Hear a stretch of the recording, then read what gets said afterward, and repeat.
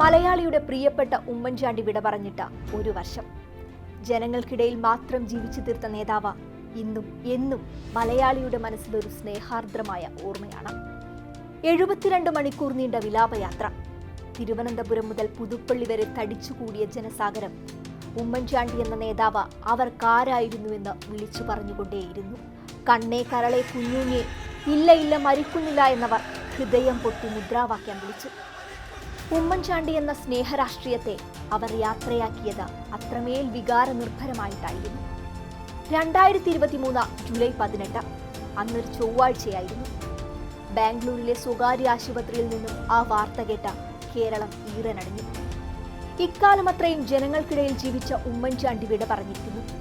അസുഖബാധിതനായി വിശ്രമ ജീവിതത്തിലായിരുന്നപ്പോഴും വെറുതെയെങ്കിലും മലയാളികൾ ആശിച്ചിരുന്നിരിക്കണം പ്രിയ നേതാവ് തിരികെ വരണമെന്ന.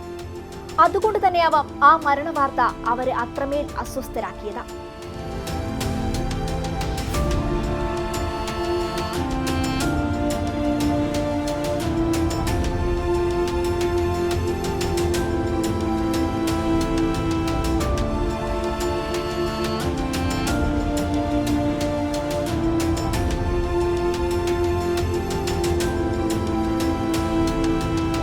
ബാംഗ്ലൂരിൽ നിന്നും ഉമ്മൻചാണ്ടിയുടെ ഭൗതിക ശരീരം ജഗതിയിലെ പുതുപ്പള്ളിയിലെ വീട്ടിലെത്തിച്ചപ്പോൾ ജനസാഗരം പ്രിയ നേതാവിനെ ഒരു നോക്കു കാണാൻ കാത്തുനിന്നു. പുതുപ്പള്ളിയിലെ വീട്ടിലും ദർബാർ ഹാളിലും തുടർന്ന് ഇന്ദിരാഭവനിലും പൊതുദർശനം മണിക്കൂറുകൾ നീണ്ടു.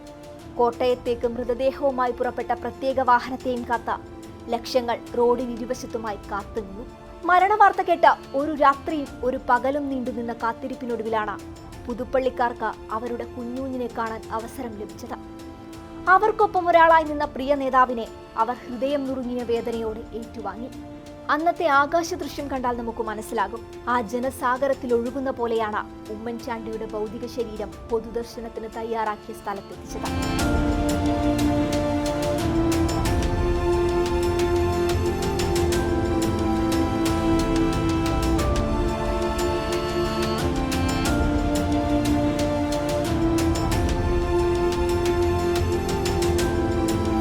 രാത്രി 12:30 ഉമ്മൻചാണ്ടിയുടെ ഭൗതിക ശരീരം സംസ്കരിച്ചു കഴിഞ്ഞതിന് ശേഷവും ആളുകൾ അവിടെ തടിച്ചുകൂടി നിന്നു. സംസ്ഥാനത്തിന്റെ പല ഭാഗത്തു നിന്നും ഇന്നും ആളുകൾ ഉമ്മൻചാണ്ടിയുടെ കല്ലറ കാണാനെത്തുന്നുണ്ട്. അവർക്കായി അവിടെ ഒരു ബൈബിൾ വചനം എഴുതി വച്ചിരിക്കുന്നു. ഈ മനുഷ്യൻ സത്യമാനും നീതിമാനുമായിരുന്നു.